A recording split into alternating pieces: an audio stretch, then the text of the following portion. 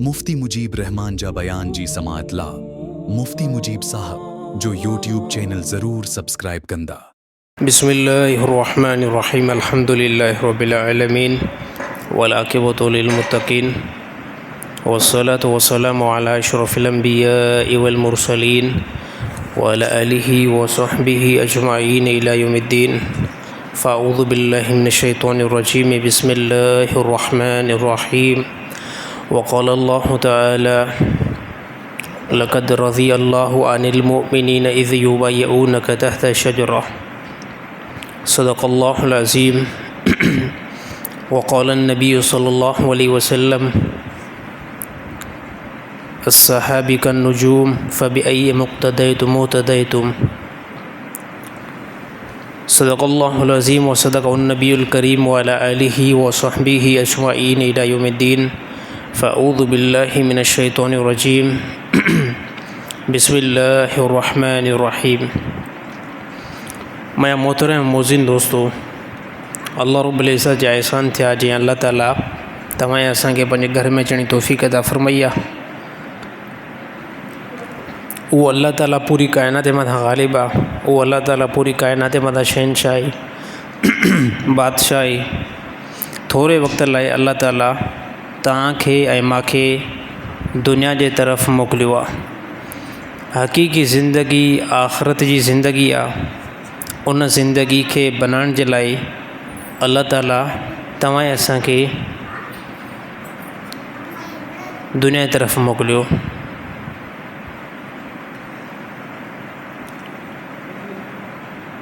अहिड़ी तरह रसूलुल्लाह सल्लल्लाहु अलैहि वसल्लम जे तमामु सहाबा मां हज़रत उस्मान रज़ियल्लाहु ताला अन्हु जी शहादत जेकी आहे उहा 18 ज़ुल्हज ते आहे। हज़रत उस्मान रज़ियल्लाहु ताला अन्हु उहो सहाबी आहे जंहिंखे रसूलुल्लाह सल्लल्लाहु अलैहि वसल्लम 2 मरतबा पंहिंजी धीअनि सां निकाह करायो आहे। तमामु सहाबा फ़ज़ीलत वारा आहिनि। तमामु सहाबियुनि जी फ़ज़ीलत ऐं फ़ोक़ियत रसूलुल्लाह सल्लल्लाहु अलैहि वसल्लम पाण बयानु कई आहे। पोइ कॾहिं पहाड़ ते नबी सल्लल्लाहु अलैहि वसल्लम फ़ोक़ियत बयानु कई, कॾहिं नबी सल्लल्लाहु अलैहि वसल्लम मस्जिद नबवी जे अंदरि सहाबियुनि जी फ़ोक़ियत बयानु कई, ऐं कॾहिं कॾहिं रसूलुल्लाह सल्लल्लाहु अलैहि वसल्लम सहाबा जे मजमे जे अंदरि उन सहाबियुनि जी फ़ोक़ियत खे बयानु कयो। ऐं उन सहाबियुनि जी ज़िंदगी हक़ीक़त में रसूलुल्लाह सल्लल्लाहु अलैहि वसल्लम जे तौर तरीक़े जे मुवाफ़िक़ ज़िंदगी हुई।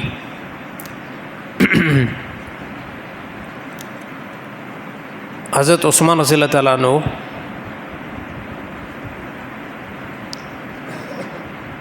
उहो सहाबी आहे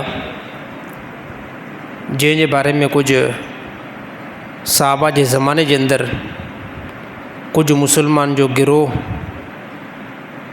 हुयो जंहिं उन जे मथां एतिराज़ करणु शुरू कया। हज़रत उस्मान रज़ियल्लाहु ताला उन जे मथां 3 एतिराज़ मशहूरु कया। पहिरियों एतिराज़ इहो हो त हज़रत उस्मान रज़ियल्लाहु ताला अन्हु जंग बदर जे अंदरि शामिलु न आहिनि थिया। ॿिए नंबर ते एतिराज़ इहो हो त उहे बैतुर रिज़वान जे अंदरि शामिलु न आहिनि थिया। 3 नंबर ते एतिराज़ इहो हो त जंग ओहद जे अंदरि भॼी विया आहिनि। यानी सहाबा जे ज़माने जे अंदरि कुझु टोलो हुयो जंहिं उहे 3 एतिराज़ हज़रत उस्मान रज़ियल्लाहु ताला अन्हु जा हिकु सहाबी खे दर्ज करे ॿुधाया त उस्मान त उहो ई आहे जंहिंजे बारे में न जंग बदर जे अंदरि शामिलु थियो आहे, न बैतुर रिज़वान जे अंदरि शामिलु आहे, ऐं अहिड़ी तरह जंग ओहद खां भॻल आहे। पोइ उन सहाबी जे आॾो जॾहिं उहे 3 एतिराज़ हुन कया, उनजो इहे 3 एतिराज़ हक़ीक़त में आहिनि त हक़ीक़त में जंग बदर जे अंदरि उस्मान रज़ियल्लाहु ताला अन्हु शामिलु न आहिनि। ऐं अहिड़ी तरह बैतुर रिज़वान जे अंदरि जॾहिं नबी सल्लल्लाहु अलैहि वसल्लम वण जे हेठां बैत कई तमामु सहाबा जी उन जे अंदरि बि शामिलु न आहिनि। ऐं 3 नंबर ते जंग ओहद जे अंदरि जॾहिं इहा ॻाल्हि मशहूरु थी त रसूलुल्लाह सल्लल्लाहु अलैहि वसल्लम शहीद थी विया आहिनि, पोइ तमामु सहाबा दौड़ लॻाई त जॾहिं नबी हाणे शहीद थी विया आहिनि त पोइ जंग में मैदान में बीहण जो कंहिं क़िस्म जो कोई बि हिन टाइम फ़ाइदो न आहे। पोइ साहब दौड़ लॻाई त जंहिंखे जेको अमुन मिले उहो अमुन वञी करे वठे। पोइ जंहिं एतिराज़ु कयो हज़रत उस्मान रज़ी अल्लाह ताला उन जे बारे में, त पोइ उन साहबी उनखे इन टिनि एतिराज़नि जा जवाब ॾिना। चए तव्हां जेको सभ खां पहिरें नंबर ते हज़रत उस्मान साईं जे मथां एतिराज़ु था कयो त उहे जंग बदर जे अंदरि न आहिनि, त उनजे पोइ ते रीज़न खे बि ॾिसो त कहिड़े एतबार सां जंग बदर जे अंदरि न आहिनि। जंग बदर में हज़रत उस्मान रज़ी अल्लाह ताला उन जी घरवारी थी पई बीमार, जंहिंखे रसूलुल्लाह सल्लल्लाहु अलैहि वसल्लम पाण इजाज़त ॾिनी त तव्हां वञो ऐं उन घरवारी जो वञी करे इलाजु करायो। इन जे करे हज़रत उस्मान रज़ी अल्लाह ताला जंग बदर जे अंदरि शरीक न आहिनि। ॿिए नंबर ते बैतुर रिज़वान जे अंदरि, यानी उहा बैत जेकी ख़ासि मोमिननि जी बैत हुई, मोमिननि जी बैत अल्लाह ताला वरिती रसूलुल्लाह सल्लल्लाहु अलैहि वसल्लम वास्ते सां। उन बैत जे अंदरि इन एतबार सां हज़रत उस्मान रज़ी अल्लाह ताला न हुया त हज़रत उस्मान रज़ी अल्लाह ताला इन टाइम अल्लाह ऐं उनजे रसूल जा सफ़ीर थी करे विया हुया काफ़रनि जी तरफ़। त तमामु साहबा मौजूदु हुया, हज़रत उस्मान रज़ी अल्लाह ताला हुया ऐं उन साहबी उनखे जवाब में ॿुधायो त तव्हांखे ॿुधायां थो त इहा बैत ख़ासि उस्मान रज़ी अल्लाह ताला उनजे बारे में थी हुई। ऐं टे नंबर ते जेको तव्हां एतिराज़ु कयो आहे हज़रत उस्मान रज़ी अल्लाह ताला उनजे बारे में, त हज़रत उस्मान जंग उहिद जे अंदरि भॻा हुया। पोइ उन साहिब बि जवाबु ॾिनो त उनजे बारे में अल्लाह ताला क़ुरान नाज़िल कयो आहे, वलक़द अफ़ा अनकुम, जेके जंग उहिद जे अंदरि इन एतबार सां जंग मां निकिरी विया त नबी जेको आहे शहीद थी वियो आहे। अल्लाह ताला फ़रमाए तहक़ीक़ उनजी असां मग़फ़िरत करे छॾीसीं, असां उनजी उन ख़ता खे जेको माफ़ु करे छॾियोसीं। त साहबा जे ज़माने जे अंदरि बि तमामु साहबा जे मथां उन ज़माने में जेके ख़ारिजी हुया, मोतरिज़ा हुया, उन्हनि एतिराज़ु उथारियो। बाक़ी जेकी फ़ज़ीलत हज़रत उस्मान रज़ी अल्लाह ताला जी बारी में रसूलुल्लाह सल्लल्लाहु अलैहि वसल्लम बयानु कई, उहा बेशुमार आहे। मदीना तैयबा जे अंदरि पाणी जी वॾी किल्लत थी पई ऐं पाणी जो जेको खूह हुयो उहो गैर मुस्लिमनि जे कंट्रोल में हुयो ऐं गैर मुस्लिम कुझु मुदत ताईं पाणी मुस्लमाननि खे ॾियनि पिया। पोइ हली करे गैर मुस्लिमनि पाणी मुस्लमाननि जो बंदि करे छॾियो।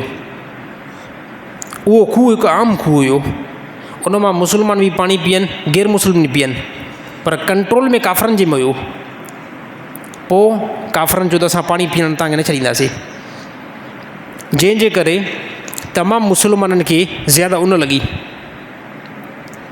रसूलुल्लाह सल्लल्लाहु अलैहि वसल्लम जी ज़ात खे बि इंतिहाई उन लॻी। कुझु मुदत ताईं काफ़रनि पाणी उहो बंदि कयो त इन खूह मां, जेको असांजो खूह आहे, इन मां तव्हांखे पाणी मुस्लमाननि खे न ॾींदासीं, या तव्हां इन खूह खे मुस्लमान ख़रीद कयो। अगरि ख़रीद करे नथा सघो त पोइ असां तव्हांखे इन जो पाणी बि न ॾींदासीं। पोइ रसूलुल्लाह सल्लल्लाहु अलैहि वसल्लम साहबा जे अंदरि ऐलान कयो त साहबा, कंहिं साहबी खे इहा अल्लाह ताला वुसअत ॾिनी आहे त इन खूह खे वञी करे ख़रीद करे। पोइ यादि रहणु खपे त तमामु साहबा मां अल्लाह ताला मालदार बनायो, हज़रत उस्मान रज़ी अल्लाह ताला उनखे ज़्यादा मालदार बनायो। जो हज़रत उस्मान रज़ी अल्लाह ताला हज़रत अली साईं जी शादी जे अंदरि हज़रत अली साईं सां तमामु वॾो ताउन कयो पैसे जे एतबार सां। ऐं जंहिं टाइम काफ़रनि खूह जो पाणी बंदि कयो त उन टाइम 4000 दीनार ते हज़रत उस्मान रज़ी अल्लाह ताला उन खूह खे ख़रीद कयो ऐं खूह खे ख़रीद करे ऐं इन खां बाद में मुस्लमाननि खे पाणी बाद में पीआरे। पहिरियों उन खूह मां पाणी जो हिकु डोल भरे करे, पाणी जो हिकु थांव भरे करे रसूलुल्लाह सल्लल्लाहु अलैहि वसल्लम जी ख़िदमत में अची करे हाज़िर थियो ऐं चई, या रसूलुल्लाह, सभ खां पहिरियां हिन पाणी खे तव्हां पीओ ऐं इन खां बाद में मुस्लमान पाणी पीअंदा। ऐं पोइ हिकु ख़ासि ऐलान थियो त पहिरियों इन ई खूह मां सिर्फ़ु मुस्लमान पाणी न पिया पीअनि, काफ़र पीअनि पिया, काफ़रनि जे कंट्रोल में हुयो। हाणे असां मुस्लमान आम इजाज़त ॾियूं था वञी करे काफ़र बि पीअनि ऐं मुस्लमान बि पीअनि। यानी अल्लाह ताला हज़रत उस्मान साईं खे माल तमामु ज़्यादा ॾिनो, पैसे जे एतबार सां तमामु वॾो माल हुयो। पोइ नबी सल्लल्लाहु अलैहि वसल्लम हिकु जंग थी, उन जंग जे अंदरि नबी सल्लल्लाहु अलैहि वसल्लम ऐलान कयो त तमामु साहबा अची करे पंहिंजो माल जेको जमा कनि, अल्लाह जे रस्ते में जिहाद में हलूं था। पोइ नबी सल्लल्लाहु अलैहि वसल्लम हज़रत उस्मान रज़ियल्लाहु ताला अन्हु जी सखावत खे ॾिसी करे अल्लाह जे नबी फरमाए, ए उस्मान तूं अल्लाह जे राह में केतिरो माल जेको आहे वक़ुफ़ु कंदे? त हज़रत उस्मान रज़ियल्लाहु ताला अन्हु फरमाए, या रसूल जेको तव्हां फरमायो। पोइ हज़रत उस्मान रज़ियल्लाहु ताला अन्हु खे नबी सल्लल्लाहु अलैहि वसल्लम ख़ुदि इख्तियार ॾिनो त तव्हां केतिरो ॾेई सघो था? चई साईं मां 100 ऊँट जेको अल्लाह जे रस्ते में ॾेई सघंदो। पोइ नबी सल्लल्लाहु अलैहि वसल्लम फरमाए, उस्मान वधाईंदी त ख़ुदा तोखे वधाईंदो। पोइ चई साईं मां 200 ऊँट जेको तव्हांखे ॾींदुमि। नबी सल्लल्लाहु अलैहि वसल्लम फरमाए, जेकॾहिं अञा वधाईंदे त ख़ुदा अञा तोखे ॿीणो ऐं टिणो ॾेई छॾींदो। छाजे करे माल ज़्यादा हुयो हज़रत उस्मान रज़ियल्लाहु ताला अन्हु खे उन टाइम। पोइ चई साईं 300 ऊँट मां ॾेई सघंदो। पोइ नबी सल्लल्लाहु अलैहि वसल्लम अञा थोरो ज़्यादा तरक़ीब ॾिनी। पोइ फरमाईंदी, या रसूल 400 ऊँट मां अल्लाह ताला जे रस्ते में जिहाद लाइ ॾियां थो। ऐं यकीन तौर ते तमामु साहबा मां इहा वॾी सखावत हुई, इहा इंतिहाई ज़्यादा जेकी सखावत हुई, उहा सखावत हज़रत उस्मान रज़ियल्लाहु ताला अन्हु पंहिंजे ज़माने जे अंदरि कई। इन खां बाद में ख़िलाफ़त आई हज़रत अबू बकर सिद्दीक़ जी, ख़िलाफ़त आई हज़रत उमर रज़ियल्लाहु ताला अन्हु जी, 3 नंबर ते ख़िलाफ़त आई हज़रत उस्मान रज़ियल्लाहु ताला अन्हु जी।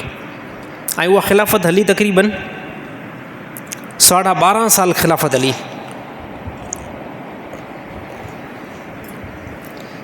हज़रत अबू बकर सिद्दीक़ जी ख़िलाफ़त हुई उहा इंतिहाई घटि हुई। 13 साल 2.5 साल ख़िलाफ़त हली। इन ख़िलाफ़त जे अंदरि सिर्फ़ु मुसलमाननि खे कंट्रोल में आंदऊं। जेके नवां मुसलमान हुया, जेके ज़कात खां इनकार कनि पिया, या उहे मुसलमान जेके रसूलुल्लाह सल्लल्लाहु अलैहि वसल्लम वञण खां बाद में दीन में इंतिहाई कमज़ोर थी पिया, त साहबा उनखे पेरनि ते जेको आहे मज़बूत बीहारियो। इन ख़िलाफ़त जे अंदरि ज़्यादा इस्लाम अॻिते न वियो। जॾहिं 2 नंबर ते ख़िलाफ़त हज़रत उमर रज़ियल्लाहु ताला अन्हु जी आई, इन ॿी ख़िलाफ़त जे अंदरि इस्लाम काफ़ी ख़ितनि जे अंदरि पहुची वियो। जो हज़रत उस्मान रज़ियल्लाहु ताला अन्हु, हज़रत उमर रज़ियल्लाहु ताला अन्हु पंहिंजी ख़िलाफ़त जे अंदरि 400 मस्जिदूं जेके आहिनि, जामिया मस्जिदूं पूरी कंट्रियुनि जे अंदरि तामीरत कराई। पोइ इहे मदीना शहर जे अंदरि, मिस्र जे अंदरि, जंहिं इलाइक़े में मुसलमान जी हुकूमत हुई उते मस्जिदूं तामीरत करायूं। ऐं 4000 ते अहिड़ियूं मस्जिदूं हज़रत उमर रज़ियल्लाहु ताला अन्हु तामीरत करायूं, जेके नॉर्मल मस्जिदूं, जंहिंमें बंदो नमाज़ पढ़ी सघे, जंहिंमें नॉर्मल इबादत करे सघे, यानी महल जे एतबार सां। बाक़ी 400 अहिड़ियूं मस्जिदूं हुयूं जेके जामिया हुयूं। हे हज़रत उमर रज़ियल्लाहु ताला अन्हु जी ख़िलाफ़त। ऐं इन ई ख़िलाफ़त जे अंदरि इस्लाम अॻिते वियो। 3 नंबर ते ख़िलाफ़त आई हज़रत उस्मान साईं जी। हाणे इन ख़िलाफ़त जे अंदरि फितनो थियो बाग़ियुनि जो। बाग़ी हिकु टोलो हुयो जेको वॾे टाइम खां वठी करे इंतज़ार में हुयो, रसूलुल्लाह सल्लल्लाहु अलैहि वसल्लम जे ज़माने खां वठी करे इंतज़ार में रहियो त मुसलमाननि खे शिकस्त ॾियणी आहे। त उन बाग़ियुनि एतिरो इंतज़ारु कयो, रसूलुल्लाह सल्लल्लाहु अलैहि वसल्लम जो पूरो ज़मानो, अबू बकर सिद्दीक़ जो ज़मानो, हज़रत उमर रज़ियल्लाहु ताला अन्हु जो ज़मानो, उस्मान रज़ियल्लाहु ताला अन्हु जे ज़माने में पामर में अची विया। मुसलमाननि जे अंदरि घिरी पिया ऐं पाण खे मुसलमान तस्लीम करणु शुरू थी विया। पोइ मुसलमान जे हिकिड़े टोले खे हिकिड़ी ॻाल्हि ऐं मुसलमान जे ॿिए टोले खे ॿी ॻाल्हि। जॾहिं इहा ॻाल्हि हलंदी रही त पोइ तफ़रीक़ पैदा थींदी वई। हली करे हज़रत उस्मान रज़ियल्लाहु ताला अन्हु खे जान जी धमकी ॾियणु शुरू थी वई त हज़रत उस्मान रज़ियल्लाहु ताला अन्हु खे असां शहीद कंदासीं। ऐं मुसलमान जा ख़लीफ़ा बि हुया ऐं उनजी हिफ़ाज़त इंतिहाई ज़रूरी बि हुई। पोइ हज़रत उस्मान रज़ियल्लाहु ताला अन्हु खे मशवरे सां हज़रत अली साईं, तमामु वॾा ॿिया साहब आहे, उन मशवरो कयो त साईं तव्हां जेको आहे पंहिंजे घर ताईं ऐं पंहिंजी इबादत खाने ताईं सिर्फ़ु महदूद थी वञो। बाग़ियुनि जी अक्सरियत ज़्यादा आहे, ईअं न थिए जो तव्हांखे जेको आहे शहीद कनि ऐं मुसलमाननि जो ख़लीफ़ो जॾहिं शहीद थींदो आहे त पोइ मुसलमाननि खे ज़्यादा नुक़सानु पहुचंदो आहे, इंतिहाई ज़्यादा नुक़सानु पहुचंदो आहे। त पोइ असां तव्हांखे मशवरो ॾियूं था तव्हां महदूद फ़िलहाल थी वञो। पंहिंजी इबादत अहिड़ी तरह ज़िक्र अज़कार सिर्फ़ु जेको आहे हिकु नॉर्मल कमरे जे अंदरि कयो। पोइ 40 ॾींहंनि ताईं हज़रत उस्मान रज़ियल्लाहु ताला अन्हु हिकु ई कमरे जे अंदरि वेही करे इबादत कंदा रहिया। बसि अल्लाह खे जेकी मंशा मंज़ूर हुई उन जे एतबार सां हज़रत उस्मान रज़ियल्लाहु ताला अन्हु जी शहादत थी। जॾहिं 40 ॾींहं कंप्लीट थी विया, हिकु कमरे खां ॿाहिरि निकिरनि न पिया, पोइ बाग़ी जेको कमरे जो घेरो बनाए करे हज़रत उस्मान रज़ियल्लाहु ताला अन्हु खे शहीद कयो ऐं इंतिहाई दर्दनाक तरीक़े सां शहीद कयो। जो हज़रत उस्मान रज़ियल्लाहु ताला अन्हु क़ुरान हकीम जी तिलावत कनि पिया ऐं क़ुरान हकीम जे उन अल्फाज़नि जे मथां हज़रत उस्मान साईं जो खून पियो जेके अल्फाज़ सयकफ़ीकहुमुल्लाह इहे क़ुर जा जुमला हुआ जंहिंजे मथां हज़रत उस्मान रज़ियल्लाहु ताला अन्हु जो खून पियो। खून पड़ण खां बाद में हज़रत उस्मान रज़ियल्लाहु ताला अन्हु शहीद थी विया। हाणे इन टाइम बाग़ी अची विया वॾे पावर जे अंदरि। इस्लाम जो इंतिहाई मज़लूम ख़लीफ़ो ऐं मुसलमाननि जो तमामु वॾो साहबी जेको बेदर्दी सां शहीद थी वियो। हे हज़रत उस्मान रज़ियल्लाहु ताला जी ख़िलाफ़त हिते जेकी कंप्लीट थी वई। इन खां बाद में पोइ काफ़ी जेको आहे फितना मथे उथिया। हाणे ख़िलाफ़त आई हज़रत अली साईं जी। हज़रत अली साईं जी जो ख़िलाफ़त आई त बाग़ियुनि जो उरूज ज़्यादा हुयो। अमीर माविया रज़ियल्लाहु ताला अन्हु जो इख़्तिलाफ़ हज़रत अली साईं सां इन बेस ते हुयो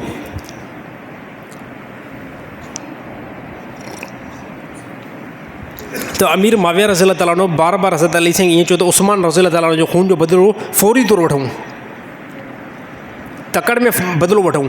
त हज़रत अली साईं फरमायो न, तकड़ में इहो कमु न थी सघंदो, छो त ज़्यादा हज़रत अली साईं इल्म बि रखनि पिया ऐं ॾिसनि पिया त बाग़ी जेके असांजे इलाइक़े में असांजे मदीने में अची विया आहिनि उहे इंतिहाई ज़्यादा अची विया आहिनि। फरमायो हज़रत अमीर माविया खे त इहो कमु तकड़ में जेकॾहिं कंदासीं त असांखे नुक़सानु थींदो।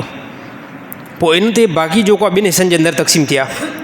कुझु बाग़ी हज़रत अली रज़ियल्लाहु ताला अन्हु जी तरफ़ां थी करे अजीब व ग़रीब ॻाल्हि ॿुधाइण रहिया ऐं अहिड़ी तरह कुझु हज़रत उस्मान रज़ियल्लाहु ताला अमीर माविया जे बारे में पासे न थी करे ॿुधाईंदा रहिया बार बार ॻाल्हियूं त साईं ॾिसो हज़रत उस्मान रज़ियल्लाहु ताला जो खून जो बदिलो हज़रत अली साईं इन न वरितो आहे। हज़रत उस्मान रज़ियल्लाहु ताला जो खून जो बदिलो अञा ताईं हज़रत अली साईं न वरितो आहे। हे अमीर माविया जे तरफ़ां मुस्लमान पाण खे शो करे ऐं इहो कमु कंदा रहनि पिया, जंहिंजे करे हज़रत अमीर माविया बि बार बार इसर कनि पिया हज़रत अली साईं सां। त हज़रत अली साईं मोतदिल शख़्सियत हुया, एतदाल वारा हुया। त उन्हनि फरमायो सभ खां पहिरियां मां ख़लीफ़त ते ऐं ख़िलाफ़त ते जॾहिं वेठो आहियां असांजो पेर मज़बूत न आहे थी वञा। जॾहिं असांजो पेर मज़बूत थींदो ऐं ख़िलाफ़त मज़बूत थींदी, यकीन तौर ते उस्मान रज़ियल्लाहु ताला अन्हु मज़लूम आहिनि ऐं असां उन मज़लूमियत जो हिसाबु उन बाग़ियुनि खां यकीन तौर ते वठंदासीं, पर कुझु जेको टाइम लॻंदो। पोइ हिते बग़ावत अची वई तमामु वॾे लेवल जी दर्जे ते, हता की इन ई बग़ावत ते पोइ जंग जमल बि लॻी ऐं जंग सफ़ीन बि लॻी। जंग जमल उनखे चइबो आहे, यानी उठ ते जेको जंग कई वञे उनखे जंग जमल चइबो आहे। जंग सफ़ीन जेकी ॿेड़ियुनि ते ज़रिए सां जंग कई वञे। पोइ इन में हज़रत अली साईं अहिड़ी तरह अमीर माविया रज़ियल्लाहु ताला अन्हु जे ॿिनि मुस्लमान जो पाण में टकरा थी पियो। जॾहिं इहो टकरा हलियो त पोइ इन में अमीर माविया शिकस्त खाई विया हज़रत अली साईं जे मुक़ाबले में। त पोइ जेके हज़रत अली साईं जे तरफ़ां मुसलमान हुया, सहाबा हुया, उन्हनि जो साईं हाणे अमीर माविया रज़ियल्लाहु ताला अन्हु जी तरफ़ां जेके मुसलमान आहिनि उन्हनि जो माल असां खणी करे पाण में तक़सीम कयूं, यानी इहो माल गनीमत ते इशारो ॾिनो। त हज़रत अली साईं फरमायो तव्हांजी खोपड़ी भला ख़राबु आहे, तव्हांजो दिमाग़ भला ख़राबु आहे, मुसलमान जे मथां माल त हराम आहे, तव्हांजो ज़हन कमु छॾे कान नथो करे। यानी उन टाइम में ॿुधाइणु चाहिनि हज़रत अली साईं खे त हाणे जीअं काफ़रनि सां असां जंग कयूं त काफ़रनि सां जंग फ़तह थियण खां बाद में रिज़ल्ट छा निकिरंदो आहे त काफ़रनि जो माल असांजे लाइ हलाल थींदो आहे। त अहिड़ी तरह हाणे मुसलमान जो माल बि असांजे मथां हलाल आहे। हज़रत अली साईं फरमायो बिल्कुलु इहा ॻाल्हि तव्हांजी ग़लति आहे, इहा बिल्कुलु माज़ अल्लाह जेकॾहिं अगरि मुसलमान जो माल मुसलमान ते हलाल आहे त इन जंग जे अंदरि तव्हां आशा बि आई, पोइ तव्हां मुसलमान मां कंहिंखे हिमत थींदी जो अमा आशा खे पंहिंजी बानी बनाई। इहा ॻाल्हि ॿुधी करे पोइ तमामु साहबा तमामु मुसलमान पंहिंजो अखियूं हेठि कयूं त हक़ीक़त में अमा आशा रज़ियल्लाहु ताला अन्हु खे केरु बानी बणाईंदो। ॾिसो तमामु साहबा जे इख़्तिलाफ़ खे हिन ज़माने में ॾिसो काफ़ी माण्हू चवंदा त अमीर माविया जो हज़रत अली साईं सां इख़्तिलाफ़ छो जंग थी। ॾिसो साहबा जो जेको मामिलो आहे उनखे उन ताईं महदूद थियणु खपे। जेकॾहिं अगरि ॾाॾे ऐं चाचे जो पाण में इख़्तिलाफ़ थी पवंदो न, नंढो ॿारु जेकॾहिं फ़ैसिलो कंदो त मोजड़ा खाईंदो। वॾनि जो मसइलो आहे त वॾा पाण ई मसइले खे क्लियर कंदा। मामिलो हज़रत अली साईं जो हुयो, मामिलो कंहिंजो हुयो, अमीर माविया रज़ियल्लाहु ताला अन्हु जो हुयो। त हाणे 1400 साल खां बाद में कोई बंदो चवे त अमीर माविया हक़ ते न हुयो, हज़रत अली साईं हक़ ते न हुयो, त तव्हांखे कंहिं क़िस्म में कोई बि हक़ न आहे। हज़रत अली साईं जो मामिलो हुयो, अमीर माविया जो मामिलो हुयो, उहे पाण में ॼाणनि। बाक़ी साहबा जो इख़्तिलाफ़ उमत लाइ रहमत थींदो आहे। ॾिसो इन मसइले जे अंदरि हिकिड़ो मसइलो ॿाहिरि निकिरी आयो। दुनिया में कॾहिं बि ख़बर न पवे या त मुस्लमान जेकॾहिं अगरि पाण में लड़ाई कनि मुसलमान जेकॾहिं अगरि पाण में जंग कनि त पोइ मुसलमान जे मथां माल हलाल थींदो या हराम थींदो। ऐं जेकॾहिं इहो मामिलो सहाबा जो इख़्तिलाफ़ पाण में न थी आहे, इन खां बाद में जेकॾहिं मुसलमान पाण में जंगियूं विढ़नि आहे त पोइ मुसलमान ईअं चवनि त मुसलमान जो माल मुसलमान ते हलाल आहे, मुसलमान जूं औरतूं मुसलमाननि जे मथां हलाल आहिनि। पर सहाबा जो इहो इख़्तिलाफ़ रहमत आहे उमत लाइ। बाक़ी असांजे लाइ जीअं क़ाबिल एतिराम हज़रत अली साईं जी ज़ात आहे, ईअं ई क़ाबिल एतिराम हज़रत अमीर माविया रज़ी अल्लाह ताला जी बि शख़्सियत आहे। काफ़ी माण्हू हज़रत अमीर माविया जे बुग़्ज़ जे अंदरि इहा ॻाल्हि कंदा आहिनि त असां साईं हुनखे मञींदा ई न आहियूं। ॾिसो, यादि रहणु खपे त अमीर माविया रज़ी अल्लाह ताला नबी सल्लल्लाहु अलैहि वसल्लम जा साला आहिनि। अमीर माविया जी भेण नबी सल्लल्लाहु अलैहि वसल्लम में निकाह में आहे। अबू सुफ़ियान अमीर माविया जो पीउ आहे। कोई बंदो चवे त साईं इस्लाम जा मुंड में वॾा दुश्मन हुया, त असां बि इहा ॻाल्हि कयूं था इब्तिदा इस्लाम में नबी जे मथां कलमो त कंहिं बि न भरियो मुंड में। जेकॾहिं तमामु सहाबा खे ॾिठो वञे, जॾहिं नबी सल्लल्लाहु अलैहि वसल्लम फरमायो अशहदु अल्ला इलाहा इल्लल्लाह व अशहदु अन्न मुहम्मदन अब्दुहु व रसूलुहु, ऐं जंहिं टाइम नबी कलमो पेश कयो त इन टाइम कोई बंदो त मुसलमान न थियो हुयो। मुसलमान त बाद में थिया न। मुसलमान थिया केरु? मुसलमान उहे ई थिया जेके मक्का जी सरज़मीन ते जेके इख़्तिलाफ़ करण वारा हुया, मक्का जी सरज़मीन ते जेके गैर मुस्लिम हुया ऐं काफ़र हुया। यार मुसलमान बि बाद में उहे ई थिया आहिनि। को असांजे पाकिस्तान वारा वञी करे या सिंध वारा वञी करे उते मुसलमान थोरी थिया। असां त इंतिहाई बाद में मुसलमान थियासीं। नबी जे ज़माने में जंहिं नबी जे मथां एतिराज़ कयो, इख़्तिलाफ़ कयो, ऐं इन खां बाद में कुझु टाइम खां बाद में अल्लाह ताला उन्हनि खे ईमान जी दौलत सां उते ई नवाज़ियो त कंहिं मुसलमान खे कंहिं क़िस्म जो कोई बि हक़ न आहे त अबू सुफ़ियान रज़ी अल्लाह ताला खे घटि वधि ॻाल्हाए अमीर माविया रज़ी अल्लाह ताला खे जेकॾहिं ॻाल्हाईंदो इंतिहाई गुनाहगार थींदो। बाज़ो काद इहो बंदो ईमान खां बि निकिरी वेंदो त असांखे कंहिं क़िस्म जो कोई बि हक़ नथो पहुचे त नबी सल्लल्लाहु अलैहि वसल्लम जी शख़्सियत जेके सहाबा आहिनि उन्हनि जे मथां असां एतिराज़ ऐं इख़्तिलाफ़ कयूं।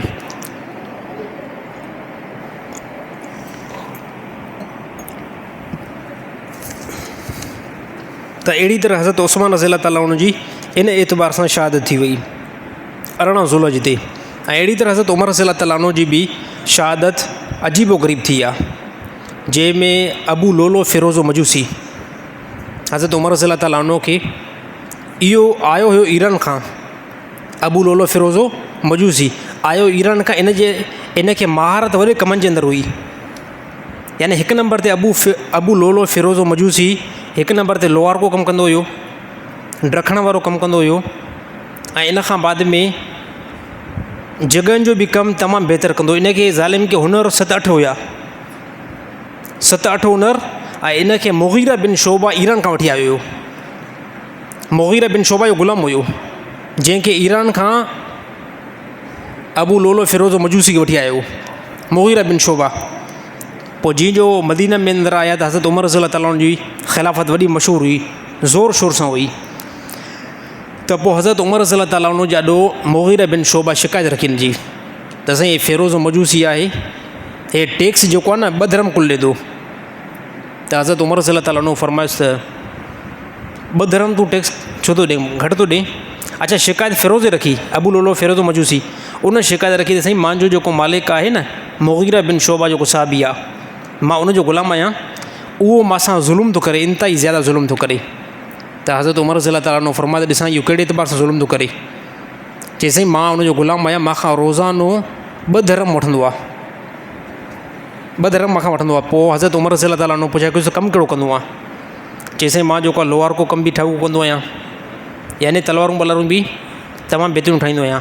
2 नंबर ते ढकण जो कमु बि कंदो आहियां, ओसारी बि थोरी घणी कंदो आहियां। यानी 7 कमु ॿुधाई, 7 उन में महारतूं हुयूं, फ़िलाणो कमु मां कंदो आहे।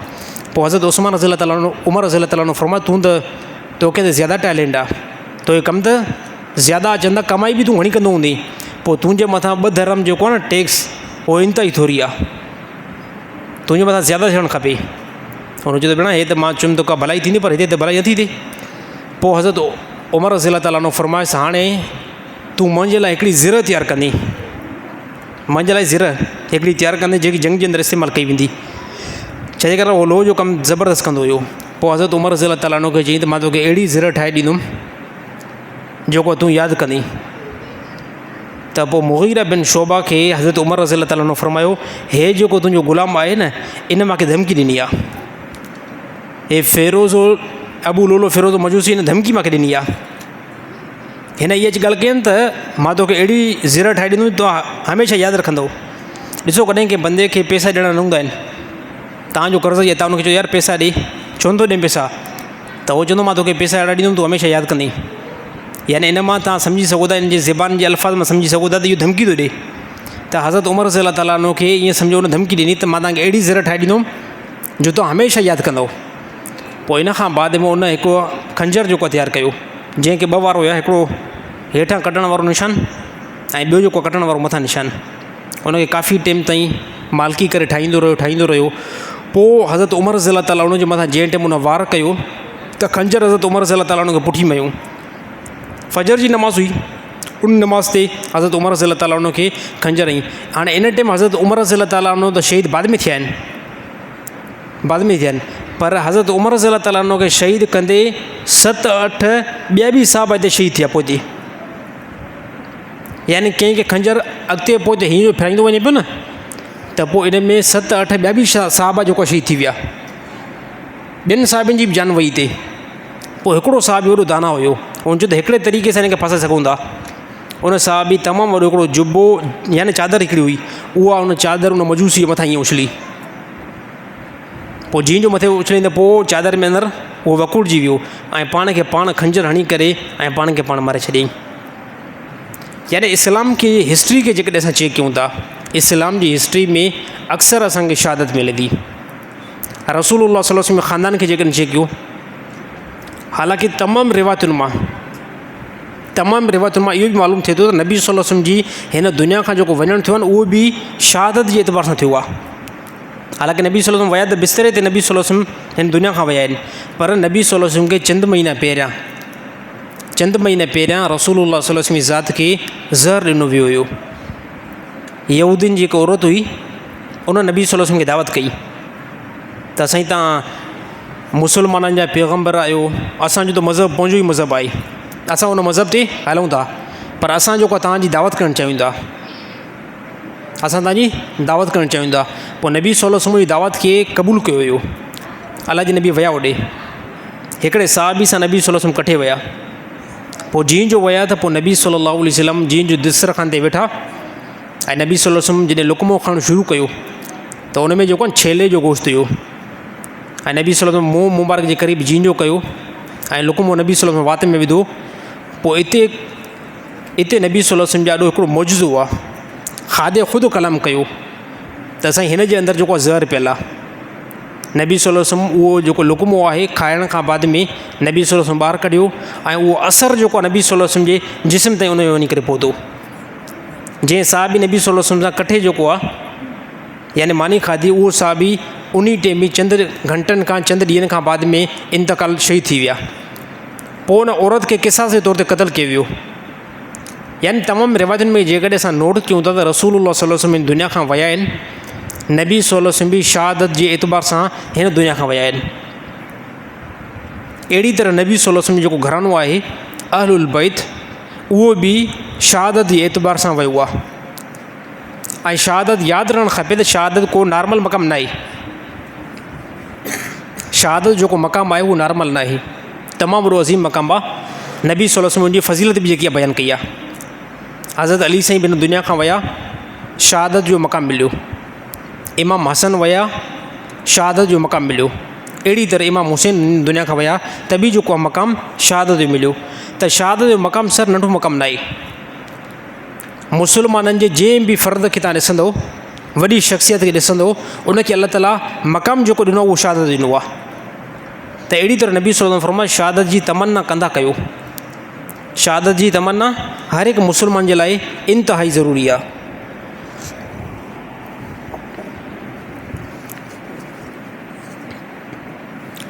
ऐं बंदो इंसान जेको आहे अलाह ताला सां तालुक़ु बढ़ाइण जी कोशिशि करे। ज़िंदगी हिकु तमामु वॾी नेमत आहे। हारून रशीद जे ज़माने जे अंदरि बहलूल हिकु शख़्स हुयो, उहो इंतिहाई यानी मोतदिल शख़्स ऐं अहिड़ी तरह सादी तबियत जो ऐं बुज़ुर्ग हिकु बंदो हुयो। सादी तबियत ज़्यादा हुई पर तक़वा वारो इंतिहाई ज़्यादा हुयो। पोइ उन खां कंहिं बंदे हिकिड़े पुछा कयो त अल्लाह खे राज़ी किथे कयो वेंदो, अल्लाह खे बंदो किथे राज़ी करे? त चईं त अल्लाह खे जेकॾहिं राज़ी करिणो त वञी करे बाज़ार में अल्लाह खे राज़ी कयो। त माण्हुनि जो तव्हांजो दिमाग़ु हक़ीक़त में हिन टाइम कमु नथो करे। अल्लाह खे जेकॾहिं राज़ी करिणो पवंदो त पोइ बाज़ार में अल्लाह खे वञी करे कीअं राज़ी कयूं? जे ॾिसो अल्लाह राज़ी हुते थींदो जिते साड़ ज़्यादा हुजे, जिते हसद ज़्यादा हुजे, जिते कूड़ ज़्यादा हुजे, जिते धोखो ज़्यादा हुजे। इन एॾे सारे वॾे गुनाहनि वारे कमनि खां जेकॾहिं अगरि तव्हां बचो था, यकीन तौर ते अल्लाह तव्हां सां राज़ी थींदो। यकीन तौर ते अल्लाह ताला राज़ी थींदो जेकॾहिं तव्हांजा कूड़ बि अचे ऐं उन कूड़ खे अल्लाह जी रज़ा लाइ तव्हां पोइ ते करे छॾियो। तव्हांजा ॾाढो सूद अचे, उन सूद खे अल्लाह जी रज़ा लाइ पोइ ते करे छॾियो।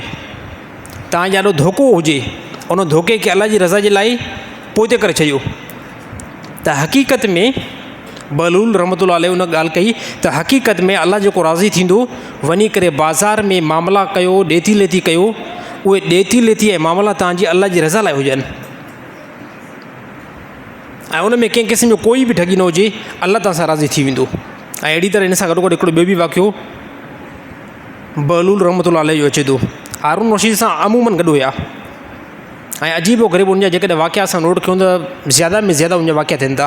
हिकु मरतबे ईअं बाज़ार ॾे चकर लॻायूं, बाज़ार ॾे जीअं जो चकर लॻो त इन खां बाद में बाज़ार वारनि खे चयो त हे इंसानो अल्लाह सां तालुक़ु बनायो। अल्लाह ताला हिन टाइम अल्लाह खे सॼो अल्लाह राज़ी थींदो तव्हां सां ऐं हिन टाइम अल्लाह बि राज़ी थींदो। अल्लाह बि इन उमेद में आहे, अल्लाह तव्हांखे मोहलत ॾिनी आहे, हिन टाइम अल्लाह खे राज़ी करण जी कोशिशि कयो। पोइ शायदि अहिड़ो को मौक़ो अचे सुभाणे अल्लाह तव्हां सां इतफ़ाक़ न करे रज़ा जो हे बाज़ार में अची करे इहो पैगाम ॾिनो। इन खां बाद में काफ़ी ज़मानो गुज़रियो, वर्षो गुज़रियो, जेके माण्हू बाज़ार में तक़रीर ॿुधूं न त पोइ बहलूल रहमतुल्लाह अलैह खे हिकु दफ़े क़ब्रिस्तान में ॾिठूं ऐं उते रोअनि था ऐं पोइ चवनि था त हिन जॻह ते सभु इंसान चवनि था अल्लाह असांखां राज़ी थिए, पर अल्लाह कंहिं क़िस्म जो कोई राज़ी नथो थिए। इन मां इंतिहाई ज़्यादा सबक़ु आहे त अल्लाह ताला जेकी हयाती ॾिनी आहे, अल्लाह ताला जेको टेम ॾिनो आहे, अल्लाह ताला जेकी जवानी ॾिनी आहे, हे हिन टाइम तोहफ़ो आहे। हिन टाइम तव्हां तौबा कयो, तव्हांजी तौबा खे अल्लाह ताला क़बूल कंदो। ऐं अल्लाह बि हिकिड़ो टेम मुक़ररु करे छॾियो आहे त जेसि ताईं तव्हांजे मथां मौत नथो अचे त तव्हां तौबा कंदो, तव्हांजी तौबा खे असां क़बूल कंदासीं। हा, जॾहिं मौत जा मंज़र शुरू थी विया, चवंदो आहे वाह यार सखी थियूं आहे पहिरें नंबर ते तूं, त जॾहिं मौत जा आसार जॾहिं अचणु शुरू थी विया, मौत जो झटको अचणु शुरू थी वियो, मलकल मौत जॾहिं मथां बीठो, पोइ तौबा क़बूल न थींदी। जीअं ॾिसो फ़िरौन जी तौबा क़बूल कंहिं क़िस्म जो कोई बि न आहे। फ़िरौन सां जॾहिं मौत मथां अची वियो न फ़िरौन जी, पोइ फ़िरौन काफ़ी वॾी तौबा कई त शायदि मूंखे बख़्शिश मिली वञे, पर अल्लाह ताला फरमायो त हाणे कंहिं क़िस्म जो कोई बि बख़्शिश न आहे। छाजे करे त जॾहिं अल्लाह ताला जो अज़ाब जिस्म सां टच थी वेंदो आहे न, पोइ सर अल्लाह ताला तौबा जी तौफ़ीक़, तौबा जो मौक़ो ऐं तौबा जो टाइम ख़तमु थी वेंदो आहे। त हे अल्लाह ताला हिकु असांखे मौक़ो ॾिनो आहे। हिन मौक़े जे अंदरि जेकॾहिं असां इस्तग़फ़ार कंदासीं, तौबा कंदासीं, त अल्लाह ताला असांजी तौबा खे क़बूल कंदो। ॾिसो अल्लाह ताला 5 वक़्त नमाज़ छो फ़र्ज़ु कई आहे? 5 वक़्त नमाज़ फ़र्ज़ु आहे। मुमकिन आहे हिकु वक़्तु बि अल्लाह ताला करे सघे पियो, हिकिड़ो वक़्तु बि त करे सघे पियो न ख़ुदा। त हिकिड़े वक़्तु में अचो, पोइ इन खां बाद में निकिता हलिया वञो। अल्लाह ताला क्वालिटी खे तव्हांजी चेक कयो। तव्हां इंसान उहे हो जेके क़दम क़दम ते तव्हां मामलात खे विसारींदा आहियो, क़दम क़दम ते तव्हां मामलात खे इंसान विसारींदा आहियो, तव्हां खां भुल थी वेंदी आहे। अल्लाह ताला 5 वक़्त नमाज़ इन करे फ़र्ज़ु कई, मथां तव्हां ख़ुदा खे विसारे छॾियो, मथां अल्लाह खे तव्हां विसारे छॾियो। इंसान जो जेको लफ़्ज़ु आहे उहो वरितल आहे निसियान खां, ऐं निसियान जी डेफिनेशन ऐं माना इहा ई बीहे थी विसारणु। इंसान क़दम क़दम ते विसारींदो आहे, क़दम क़दम ते इंसान विसारींदो आहे। इंसान खे तमामु ज़्यादा शयूं यादि, पर अचानक को अहिड़ो मौक़ो ई अची वेंदो आहे त सभु शयूं जेको आहे विसरी वेंदियूं आहिनि। त इन जे करे अल्लाह ताला 5 वक़्त नमाज़ जो हुकुम ॾिनो आहे। जंहिंमें कंहिं क़िस्म जो कोई नमाज़ छॾणी न आहे। रोज़ा अल्लाह ताला साल जे पीरियड ते बनाया त उनखे बि छॾण जी कंहिं क़िस्म जो कोई बि इजाज़त न आहे। ज़कात अल्लाह ताला साल मुकमल थियण ते पैसो आहे अल्लाह ताला ज़कात मुक़ररु कयो। हे सभु अल्लाह ताला अहकाम इन जे करे मथां मुक़ररु कया ताकी तव्हां इंसान अल्लाह ताला जी बंदगी खे हमेशह कंदा रहो ऐं अल्लाह खे कंहिं क़िस्म जो कोई बि न विसारियो। अल्लाह ताला खां दुआ आहे त अल्लाह ताला तमामु मुस्लमान खे अमल करण जी तौफ़ीक़ अता फ़रमाए।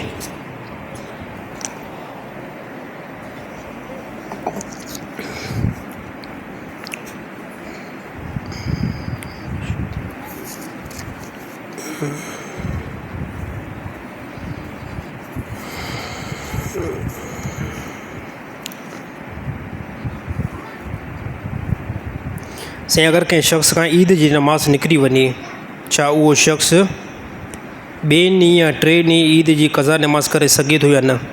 अच्छा, इन ॻाल्हि खे बंदो ज़हन में रखण जी कोशिशि करे। जेकॾहिं कंहिं बि मुस्लमान खां ईद जी नमाज़ क़ज़ा थी वई आहे, ईद जी नमाज़ निकिरी वई आहे, त ईद जी नमाज़ क़ज़ा जेकी आहे न पढ़बी। ईद जी क़ज़ा जेको आहे बिल्कुलु न थींदी। ईद जी नमाज़ लाइ शर्त आहे, ईद जी नमाज़ लाइ शर्त आहे त ईद जो ॾींहुं हुजे हिकु नंबर ते, ॿिए नंबर ते वॾो मजमू हुजे, उन जे अंदरि ईद नमाज़ पढ़ी वेंदी। पर जेकॾहिं इहे नथा मिलनि, ॿई शर्त नथा मिलनि, त पोइ उन बंदे जे मथां ईद नमाज़ क़ज़ा न थींदी आहे।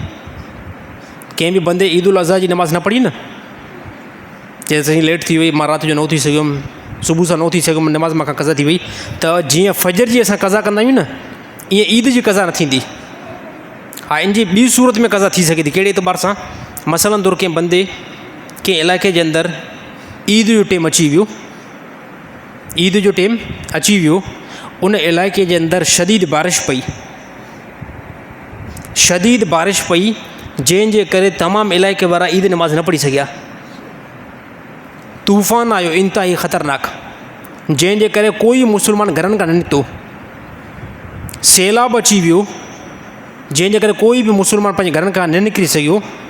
उन जे बारे में गुंजाइश आहे त ईद उल फितर जेकॾहिं आहे, ईद वारे ॾींहुं किथे बि ईद जो मजमू तव्हांजे इलाइक़े जे अंदरि न थियो आहे, त जंहिं ईद नमाज़ न पढ़ी आहे, ईद उल फितर जे अंदरि उहो ईद जे सुभाणे ते ईद जी नमाज़ जमात सां पढ़ी सघनि था।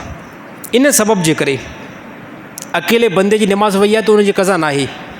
ज़्यादा मुस्लमान जो इजमा वियो आहे, मुस्लमान जी वॾी जमात वई आहे, ऐं इन सबब जे करे त तूफ़ान अची वियो, सैलाब अची वियो, तूफ़ान अची वियो, या अल्लाह माफ़ करे ज़िलज़िलो अची वियो, जंहिंजे करे ईद नमाज़ अदा न करे सघिया, त उन्हनि जे लाइ हुकुम आहे त ईद उल फितर जे ईद वारे ॾींहुं न पढ़नि, ॿिए ॾींहं ते पढ़ंदा।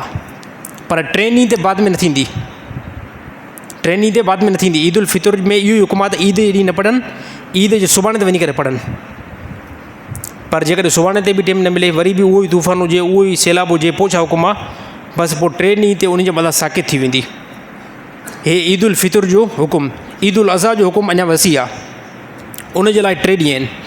पहिरें ॾींहुं न पढ़ी सघियो, इन बरसाति जे करे, ॿोड़ जे करे ॿिए ॾींहुं बि न पढ़ी सघियो, त टे ॾींहं लास्ट में तव्हांखे पढ़णी पवंदी।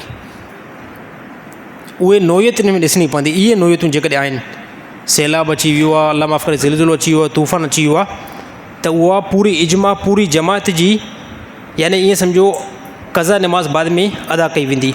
बाक़ी अकेले बंदो उन खां ईद नमाज़ निकिरी वई आहे, उहो अकेलो बंदो कंहिं क़िस्म जो कोई बि ईद जी नमाज़ न मोटाईंदो। से ॻाल्हि सम्झ में आई न आई? या सम्झण न आयो मसइलो?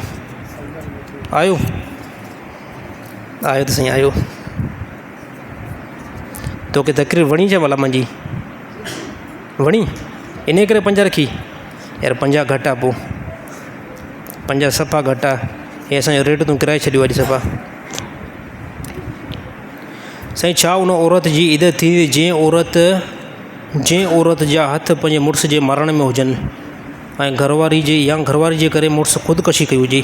अल्लाह अकबर, हे त वॾो ख़तरनाक जुर्म आहे। कंहिं औरत, अल्लाह माफ़ करे, अहिड़ी नोयत ना अचे, पर मसइलो उनखे बयानु करण बि लाज़िमी आहे। कंहिं औरत मुड़ुस जे मरण में मुलविस आहे, मसइलो आहे कंहिं औरत मुड़ुस जे मरण में मुलविस आहे, या मुड़ुस घरवारी जे करे ख़ुदकशी कई आहे, छा इहा औरत इदत में वेहंदी या न वेहंदी? सर इहा औरत इदत में वेहंदी, इहा औरत इदत में वेहंदी। इदत जो हुकुम क़ुरान हकीम जो हुकुम आहे। बाक़ी औरत जेकॾहिं मुड़ुस जे मारण में उनजो हथु इस्तेमालु थियो आहे, इहो गुनाह कबीर आहे। मां सम्झा दुनिया जी बेहया ऐं बेशर्म का औरत हूंदी, बदतमीज़ का औरत हूंदी, जंहिं मुड़ुस जे मारण में पंहिंजो हथु जेको आहे इस्तेमालु कयो हूंदो। ऐं गलीज़ में गलीज़ इहा दुनिया जी का औरत आहे जंहिं मुड़ुस जे ज़िंदगी जो मामिलो कैंसिल करायो आहे। बाक़ी इदत कंहिं क़िस्म जो कोई साकित न थींदी। इदत में इन औरत खे वेहणो पवंदो। असां वटि मां सम्झां थो माण्हू एतिरा त को असां वटि जाइल थी विया आहिनि, एतिरा त को असां वटि माण्हू बेवकूफ़ थी विया आहिनि जो इदत जी बिल्कुलु बि तमीज़ ज़रे बराबरि बि नथा कनि। मां 100 दफ़ा इन ॻाल्हि खे मोटायो आहे, 100 दफ़ा प्लस में 100 खां बि मोटायो आहे त माई जो मुड़ुसु मरी वञे त 4 महीना 10 ॾींहं कंप्लीट उनखे इदत करायो। माई जो मुड़ुसु मरी वञे, कंहिं औरत जो मुड़ुसु मरी वञे न, 4 महीना 10 ॾींहं कंप्लीट मुकमल करायो। अलाए हज़ारनि जॻहनि ते इदत कंप्लीट नथी थिए। जंहिं औरत खे मुड़ुसु तलाक ॾिनी आहे त 3 हेज़ इहा औरत इदत में वेही, 3 महीना इदत में वेही, 3 हेज़ वेही या हेज़ नथो हुजे त पोइ 3 महीना इदत में वेंदी। भई असां वटि बिल्कुलु तमीज़ न आहे। औरत खे तलाक थी आहे, ठक हफ़्ते खां बाद में निकाह आई त अॻिलो जीअं बंदि निकाह कयो न त इन जो निकाह हिन सां न थियो आहे। चए तव्हांखे कहिड़ी ख़बर साईं, तव्हांखे कहिड़ी ख़बर त सर हे जेको उसूल आहे हे शरीयत जो उसूल आहे। इदत जो जेको मामिलो आहे इहो हदीस खां नथो अचे, इहो डायरेक्ट क़ुरान खां थो अचे। ऐं इन ते जेकॾहिं कोई बि मुस्लमान अमल न कंदो ऐं फौरी तौरु इदत जी हालति में इदत जो टाइम कंप्लीट न थियो ईअं ई औरत खे वञी करे निकाह कराईंदो त जेतिरो टाइम अॻिले मर्द सां औरत रहंदी, साफ़ तौर ते चवंदो इहा औरत ज़िना थी कराए उते, इहा औरत उते बदकारी कराए थी। जेतिरा ॿार पैदा थियनि था इहे ॿार नाजाइज़ पैदा थींदा। त किथे बि अहिड़ो मामिलो जेकॾहिं तलाक जो अची वञे, मुड़ुसु मरण जो जेकॾहिं मामिलो अची वञे त औरत खे कंप्लीट इदत विहारियो। भाई ॿुधण साईं बाज़ औरतूं बि नथियूं वेहनि, बाज़ औरतूं चवंदियूं असां न वेंदियूंसीं त औरतुनि खे चओ त इस्लाम जेको आहे न तव्हांजी खोपड़ी जो नालो न आहे, इस्लाम तव्हांजे दिमाग़ जो नालो न आहे। जेकॾहिं तव्हां चओ था ला इलाहा इल्लल्लाह मुहम्मद रसूलुल्लाह पोइ जबरन तव्हांखे वेहणो पवंदो। अगरि जेकॾहिं इहा ॻाल्हि सम्झ में नथी अचे पोइ इहा ॻाल्हि कयो त असां इस्लाम खे नथा वठूं, इस्लाम खे असां नथा वठूं, असां ॿिए कंहिं पोइ मज़हब खे फॉलो था कयूं। इन में कम से कम इहा त ॻाल्हि क्लियर थींदी यार इहो बंदो मुस्लमान न आहे। मुस्लमान जी औरत इहा तहज़ीब आहे। ॾिसो गैर मुस्लिम औरतूं आहिनि न, हिंदुनि जी का औरत हुजे, ईसाईनि जी का औरत हुजे, यहूदियुनि जी का औरत हुजे, उहा हिकिड़े ॾींहं में 10 मुड़ुस मटाए कंहिं क़िस्म में कोई उनजे लाइ टेंशन न आहे। हिंदुनि जी औरत हिकिड़े ॾींहं में न मटाईंदी हूंदियूं, पर मां हिकिड़ो मिसाल थो पेश कयां। हिंदुनि जी औरत हिकु ॾींहं में 10 मुड़ुस मटाए त लेबल कंहिं क़िस्म में कोई बि न आहे, टेंशन कंहिं क़िस्म में कोई बि न आहे। ॿाहिरि यूरोप कंट्री वारियूं औरतूं हिकिड़े ॾींहं में 10 मर्द चेंज कनि, मसइलो कंहिं क़िस्म में कोई बि न आहे। मसइलो मुस्लमान जी औरतुनि लाइ आहे। तव्हां चओ थियूं त हे क़ुरान असांजो अलाह जो किताबु आहे, तव्हां चओ थियूं त असांजो नबी जनाब मुहम्मद मुस्तफ़ा सल्लल्लाहु अलैहि वसल्लम, तव्हां चओ थियूं त नबी खां बाद में कोई बि नबी न आहे, पोइ इन नबी जी शरीयत खे तव्हांजे मथां खणणो पवंदो। तव्हां मुस्लमान थियो, हाणे तव्हां पाबंद थी वियो त काफ़ी इहो जेको मसइलो असांजे मुआशरे में हले थो इन में काफ़ी मां त तव्हां दोस्तनि खे बि इहा तरकीब ॾियां थो। अल्हम्दुलिल्लाह हिते असां जेके बि वेठा आहियूं असां शरीयत ते अमल था कयूं, पर असांजे ॻोठनि जे अंदरि असांजे माइटनि जे अंदरि इहे कमियूं कोतायूं अथव। किथे बि को औरत जो मुड़ुसु मरी वञे, तव्हांजा रिश्तेदार आहिनि, ख़ासि हिते साईं मां तव्हांखे नसीहत कयां थो, हिते जेको मुंहिंजो वेठो आहे त रिश्तेदार किथे ॻोठ में इंतकाल थी वियो आहे, किथे औरत खे तलाक मिली आहे त उनखे इहो उसूल ॿुधायो, उनखे इहो उसूल ॿुधायो त जेकॾहिं ईअं निकाह कराईंदो त इहा औरत वञी करे ज़िना कराईंदी अॻिते। मौलवी साहिब खां पुछा करे इदत चेक करायो त इदत बीहे केतिरी थी। इन में तव्हां उन्हनि खे वटि कयो, उहे बंदा आहिनि हो चवंदा साईं असां अनपढ़ आहियूं, असांखे कंहिं क़िस्म में कोई बि ख़बर न आहे, असां ॿाराड़ी जा जेको ॼट आहियूं, त उन ॿाराड़ी खे चयो त ठीकु आहे तव्हां ॿाराड़ीअ ॼट आहियो, पर असां त ॿुधायूं था न। इन ते अमल कयो, इन ते फलाई ते ॾिसंदो। जॾहिं दुनिया जे अंदरि हराम कमु उरूज ते ईंदो आहे, ॾिसो हे हराम कमु अथव, हराम कमु जॾहिं उरूज ते ईंदो आहे न अलाह ताला पंहिंजी रहमत ऐं बरकत पोइ अलाह ताला खणी वठंदो आहे। जॾहिं मुआशरे जे अंदरि निकाह जो मामिलो सिधो न हूंदो न, निकाह जो मामिलो सिधो न हूंदो, पोइ छा था सम्झो अलाह ताला जी रहमत हेठि हलंदी, अलाह ताला जी रहमत न, अलाह ताला जो पोइ गज़ब हेठि हलंदो। अलाह ताला तमामु मुस्लमान खे सम्झ नसीब अता फ़रमाए। साईं कुझु माण्हू चवंदा आहिनि त साईं कुझु माण्हू ईद जे ॾींहुं चवंदा आहिनि त छाजी ईद कजे, असांजो मुल्क त आज़ादी न आहे, असांजो तालीम खातो तबाह आहे, असांजे इलाइक़े में अमुन न आहे, त पोइ असां छाजी ईद कयूं। हे असांजे इलाइक़े में कुझु बेवकूफ़ माण्हू आहिनि, कुझु जाइल क़िस्म जा माण्हू आहिनि जेके ख़ासि तौर ते ईद उल फितर जे ॾींहं जे अंदरि, ईद उल अज़हा जे ॾींहं जे अंदरि इहा ॻाल्हि कंदा आहिनि त असां जेको ईद न कंदासीं। छाजी ईद कजे, असांजो मुल्क आज़ादी न आहे, छाजी ईद कजे, असांजो तालीम तबाह आहे, छाजी ईद कजे, असां वटि अमुन ई न आहे। त मां ॿुधाइणु चाहियां थो, खोपड़ी खां कमु वठो। जेकॾहिं अगरि तव्हां चओ था असां मुस्लमान आहियूं त ईद उल फितर जे ॾींहुं ख़ुशी जो जेको पैगाम आहे उहो अल्लाह उनजे रसूल जी तरफ़ां आहे। ईद उल अज़हा जे ॾींहुं ख़ुशी जो जेको पैगाम आहे उहो अल्लाह उनजे रसूल जी तरफ़ां आहे। नबी सल्लल्लाहु अलैहि वसल्लम फरमायो 3 रोज़ा कंप्लीट थियण ते, 3 रोज़ा मुस्लमान मुकमल कनि था, 3 रोज़नि खां बाद में अल्लाह ताला ऐलान करे थो फ़रिश्तनि जा ॾो, ए फ़रिश्तो हाणे ॿुधायो त जंहिं बंदे मज़दूरी कई हुजे त उनखे मज़दूरी टाइम ते मिले न मिले, त फ़रिश्ता चवंदा या अल्लाह बिल्कुलु उनखे मज़दूरी मिले। पोइ अल्लाह ताला फरमाईंदो ए फ़रिश्तो गवाह रहिजो, जंहिं रमज़ान जे अंदरि मुकमल रोज़ा रखिया मां उनजी मग़फ़िरत करे छॾियमि। साईं अल्लाह ताला बख़्शे इहो ख़ुशी जो ॾींहुं आहे न आहे या न आहे? मुस्लमान जो यकीन आहे त अल्लाह ताला असांखे बख़्शे, इहो असांजे लाइ ख़ुशी जो ॾींहुं आहे। ईद उल फितर ते अल्लाह ताला तमामु मुस्लमान जे सगीरा ऐं कबीरा गुनाहनि खे रोज़नि जी बरकत सां ऐं नमाज़ुनि जी बरकत सां अल्लाह ताला माफ़ थो करे छॾे। हाणे कोई जेकॾहिं इन ॾींहं ते बेवकूफ़ चवे त छाजी ईद मल्हाइणु खपे, पोइ उन बेवकूफ़ खे चओ त तूं जेकॾहिं अगरि मुस्लमान आहे त ईद मल्हा, अगरि जेकॾहिं तूं मुस्लमान न आहे पोइ कंहिं क़िस्म जो कोई भले तूं ईद में असांजी में शिरकत न कर। इहा जेकी ईद जे ॾींहुं ख़ुशी आहे इहा अल्लाह ऐं उनजे रसूल जी तरफ़ां आहे। ॿिए नंबर ते ईद उल अज़हा आहे, ईद उल अज़हा अची वई। हाणे हिते बि असांजा काफ़ी माण्हू न साईं असां ईद न कंदासीं, तूं भले ईद न कर। नबी सल्लल्लाहु अलैहि वसल्लम फरमायो क़ुर्बानी कंदा आहियो ऐं क़ुर्बानी जे हर हिकु वार जे बदिलो ख़ुदा नेकी ॾींदो आहे। जेतिरा जानवर जे पुठी ते वार आहिनि ओतिरा अल्लाह ताला गुनाह माफ़ु कंदो आहे। ईद जी माना बि आहे ज़िंदगी में बार बार ख़ुशी जो ॾींहुं मोटी अचे उनखे ईद चइबो आहे।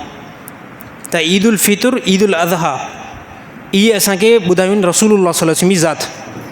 मुस्लमान जे लाइ वॾो ख़ुशी जो ॾींहुं आहे, पर कोई बंदो चए त असां ईद नथा मल्हायूं, सर तव्हां भले न मल्हायो। मुस्लमान इन ॾींहंनि ते ख़ुशी मल्हाईंदा आहिनि ऐं असांखे मल्हाइणु खपे। वरी हिकिड़ो अड़ी पेश कंदा असांजो मुल्क साईं आज़ादु न आहे, इन करे असां ख़ुशी न मल्हाईंदासीं। तालीम साईं तबाह आहे, ठीकु आहे, मुल्क आज़ादु न आहे, उन ते असांखे बि ग़म आहे, तालीम तबाह आहे, उन ते असांखे बि ग़म आहे, इन्हनि शयुनि ते ग़म आहे। बाक़ी चओ त जेको ॾींहुं आयो आहे न, इन ॾींहं ते ख़ुदा मग़फ़िरत रखी आहे, इन ॾींहं ते अल्लाह ताला बख़्शिश रखी आहे, इन ॾींहं ते ख़ुशी मल्हाईंदासीं।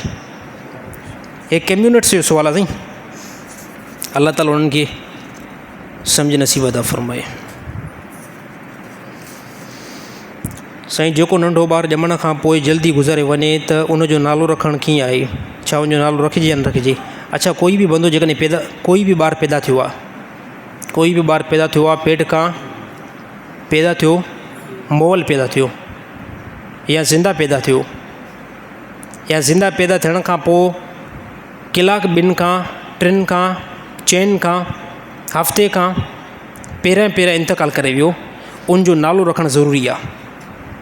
नबी सल्लल्लाहु अलैहि वसल्लम फरमायो क़यामत जे ॾींहुं हर बनी आदम खे उनखे पंहिंजे नाले सां पुकारियो वेंदो, उनजे पीउ जे नाले सां उनखे पुकारियो वेंदो।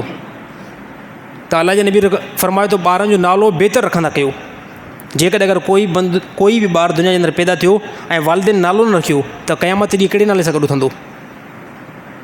हा साईं, त दुनिया जे अंदरि जेके ॿार पैदा थियनि था, पोइ चाहे पेट खां मोल पैदा थिया या ज़िंदा पैदा थिया, कुझु टाइम खां बाद में इंतकाल करे विया, उनजो नालो रखी छॾियो। नाला बहितर रखो, नालो रखो इब्राहिम नालो रखो, अहमद नालो रखो, मोहम्मद नालो रखो, अबू बकर रखो, उमर रखो, उस्मान रखो, अली रखो, हसन रखो, हुसैन रखो। हे सभु नाला जेके आहिनि आला क़िस्म जा नाला आहिनि। अल्लाह ताला अमल करण जी तौफ़ीक़ अता फ़रमाए। साईं अगरि कोई शख़्स अगरि कोई शख़्स इंतकाल करे वञे त तॾहिं ते घणा ॾींहं वेहणु खपे। बाज़ माण्हू चवंदा आहिनि 3 ॾींहं वेहणु खपे, काफ़ी माण्हू 3 ॾींहं वेंदा आहिनि या 3 खां घटि बि वेंदा आहिनि, ऐं के माण्हू 6-7 ॾींहं बि वेंदा आहिनि। उहो अमल कीअं आहे? कोई बि मुस्लमान इंतकाल करे वियो आहे, उनजे लाइ जाइज़ आहे 3 ॾींहंनि ताईं उहो गम करे सघे थो। तॾहिं जी ॻाल्हि खे साइड ते कयोसि, साइड ते, तॾहिं जी ॻाल्हि खे साइड ते। मुस्लमान जे लाइ जाइज़ आहे अगरि पीउ गुज़ारे वियो, भाइर गुज़ारे विया, वालदा गुज़ारे वई, मुस्लमान जे लाइ जाइज़ आहे 3 ॾींहंनि ताईं गम करे सघे थो। 3 ॾींहंनि खां बाद में गम उनजे लाइ दुरुस्त न आहे। रही ॻाल्हि काफ़ी माण्हू पोइ ते आहिनि, उहे ताज़ीअ ते ईंदा, पोइ उन में केतिरो टाइम वियो, उन में भले महीनो वियो, 2 महीना वियो, 3 महीना खणी वियो, उन में कंहिं क़िस्म कोई बि इशू न आहे। गम सिर्फ़ु 3 ॾींहं आहिनि। 3 ॾींहंनि ताईं तव्हांजो कारोबार भले बंदि हुजे, 3 ॾींहंनि ताईं तव्हां घर में चूल्हो जेको आहे मानी जो न पचायो, तव्हांखे रिश्तेदार अची करे मानी अफोर्ड ॾेई वञनि। हा, 3 ॾींहंनि खां बाद में कंहिं क़िस्म जो कोई मुस्लमान जे लाइ गम करणु हाणे दुरुस्त न आहे। हाणे बल्कि पंहिंजे कारोबार खे बंदो खोलण जी कोशिशि करे, ऐं जेके माण्हू अचनि था ताज़ियत ते दुआ ॾियण जे लाइ, उन्हनि सां बिल्कुलु ताज़ियत करे, भले उन में 3 ॾींहं लॻनि, 5 ॾींहं लॻनि, 10 ॾींहं लॻनि, हा साईं 20 ॾींहं लॻनि, उन्हनि सां बंदो ताज़ियत बि कंदो रहे ऐं पंहिंजा दुनिया जा कम बि हलाईंदो रहे। बाक़ी गम जा असुली जेके ॾींहं आहिनि उहे 3 आहिनि बसि। उहे 3 बि शुरू थींदा, बंदो इंतकाल करे वियो आहे, मसलन तौरु कोई बंदो 1 तारीख़ ते 3 इंतकाल करे वियो आहे, त हाणे इहे तव्हां घंटा भले शुरू कयो, 72 घंटा कंप्लीट थी विया, इहे 3 ॾींहं गम जा जेको मुक़ररु थी विया। हाणे इन खां बाद में अॻिते तव्हां पंहिंजे मामलात खे, कमकारनि खे खोले सघो था सर, कंहिं क़िस्म जो कोई बि उनजे अंदरि टेंशन न आहे।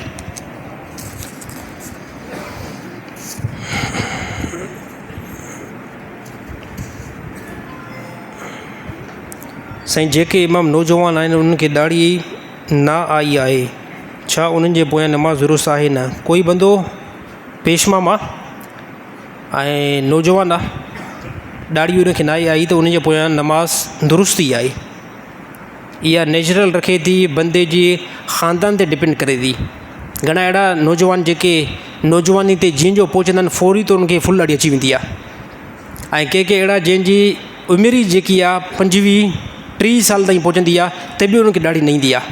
हा, ॾाढ़ी कटराए थो ॿियो हुकुम आहे, कोई पेशवा ॾाढ़ी कतराए थो, कटे थो, त तमामु उलमा जे नज़दीक उहो फासिक आहे, फासिक आहे, उनजे पोयां नमाज़ जेकी आहे न पढ़ी वेंदी, मजबूरी में जेकी पढ़ी वई त उहा थी वई। हाणे ईंदड़ जेकी नमाज़ आहे न, उहा कंहिं अहिड़े इमाम जे पोयां पढ़ण जी कोशिशि कयो जंहिंखे मुकमल ॾाढ़ी आहे। पर अहिड़ो इमाम जेको आहे बिल्कुलु यानी चाइनीज़ सां मुशाबे थो रखे, चाइनीज़ आहिनि उनखे बिल्कुलु ॾाढ़ी न ईंदी आहे, त अहिड़ो को इमाम जंहिंखे ॾाढ़ी मुंड खां वठी करे आई न आहे, त उनजे मथां कंहिं क़िस्म जो कोई बि जेको लेबल न आहे, उहो इमामत कराईंदो, नमाज़ पढ़ंदो, छाजे करे हिनखे कुदरत जे तरफ़ां अञा आई न आहे, हे मज़ मजबूर आहे।